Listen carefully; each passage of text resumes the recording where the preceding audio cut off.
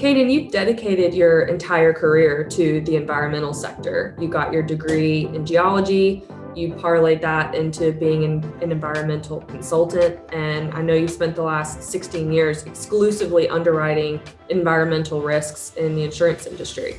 A lot of people that we work with day in and day out say they're experts, but you truly are an expert in the environmental and pollution space.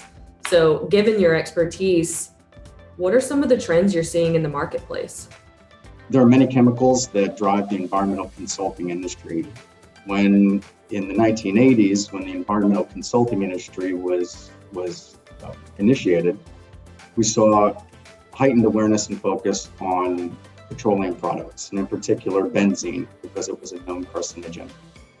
That has transitioned into recent years. The driver for the environmental consulting industry has been chlorinated solvents, which are relatively ubiquitous in industry as degreasers and cleaning agents.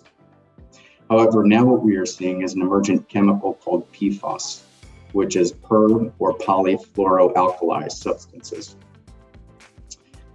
This has added an interesting layer of complexity because at this point, there's no federal regulation for this chemical. However, it has been used in industry for quite a long time, since the 1940s. It's mainly used as a stain remover or stain mitigant, and it can be found in a variety of industrial products, including food processing and food equipment. I was reading something recently that they spray PFAS on pizza boxes, and that's, of course, to stop the pizza grease from leaking through and staining your clothes on your lap as you're taking it home. At this time, the EPA does not have any federal regulation of PFAS.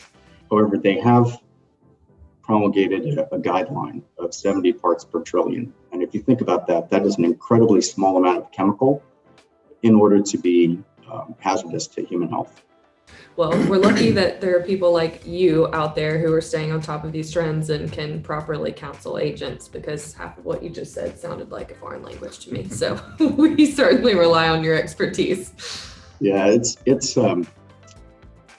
definitely terrifying some of the environmental insurance carriers. One of the products that they write is site pollution with pre-existing conditions. A pre-existing condition is a release of a chemical that commences in whole or in part prior to policy inception. So think of if we write a policy today, but there was a release in the 1940s, 1950s, even yesterday. That's a pre-existing condition. What has got environmental carriers so concerned is they write many multi-year policy terms. So the max policy term that you can purchase in the marketplace right now is 10 years. Well, if there was a policy that was placed 8, 9, 10 years ago, as we start to see the EPA to regulate this chemical, many of those policies are going to be intact. There will be claims made on those long-term policies.